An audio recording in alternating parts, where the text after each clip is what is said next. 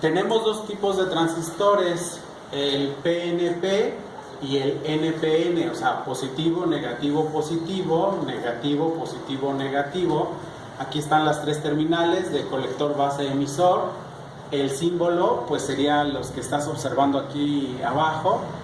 Cuando es la flechita hacia adentro, significa del tipo PNP. Cuando la flechita del emisor está hacia afuera, es un tipo NPN. Bueno, físicamente este sería un transistor de propósito general, cuya matrícula es BC547, que es tipo NPN, o el BC557 de tipo PNP. Y el 547 al día de hoy ya está saliendo un poco del mercado, es muy difícil que lo encuentres.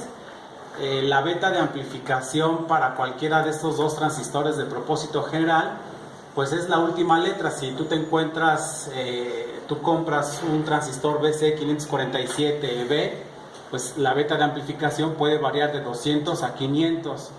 No sé, si tienes un BC557A, la beta de amplificación puede variar de 0 a 400. Entonces, simplemente ya tú observas en un multímetro digital,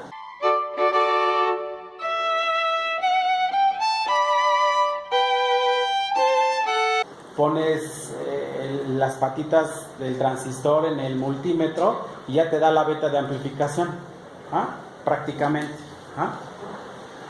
¿Alguna duda que tengas hasta aquí? No. Ok. Luego entonces, alfa pues no es otra cosa más que el cociente de la corriente de colector entre la corriente de emisor, y como dice aquí, es el factor de amplificación en cortocircuito de base común cuando el voltaje de base a colector es constante, y beta es igual a la corriente de colector entre la corriente de base, que es el factor de amplificación de corriente directa de emisor común cuando el voltaje de colector a emisor es constante. ¿Alguna duda que tengas?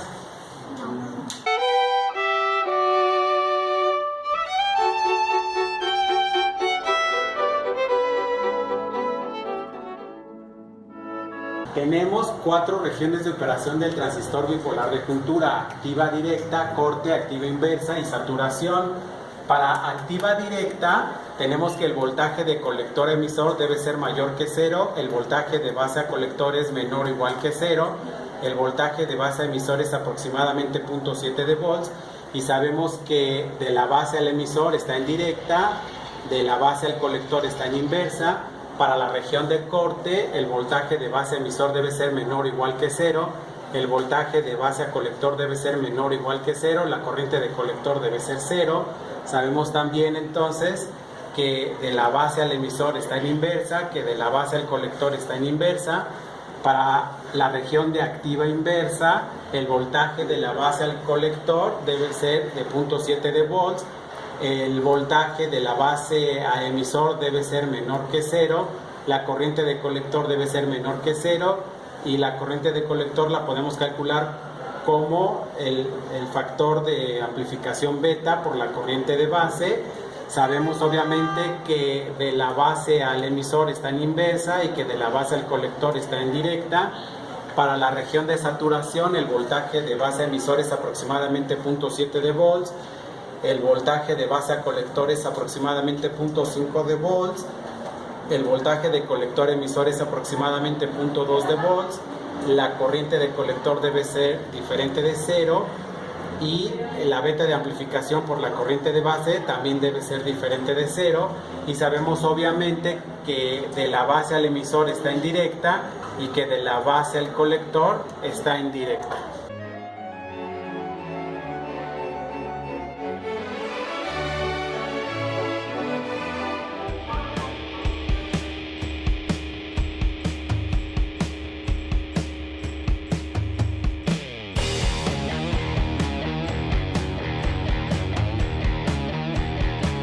Para el transistor bipolar de juntura, que es emisor común, colector común y base común. Entonces vamos a enfocar con toda calma cada una de ellas. Primero el emisor común. luego el colector común, se observa, y la base común. Los capacitores, estos que se observan aquí, obviamente ya sabemos que estos son el símbolo de los capacitores fijos, y también ya habíamos dicho el símbolo de los capacitores electrolíticos. Es diferente al fijo que tenemos ahí marcado en las tres configuraciones básicas.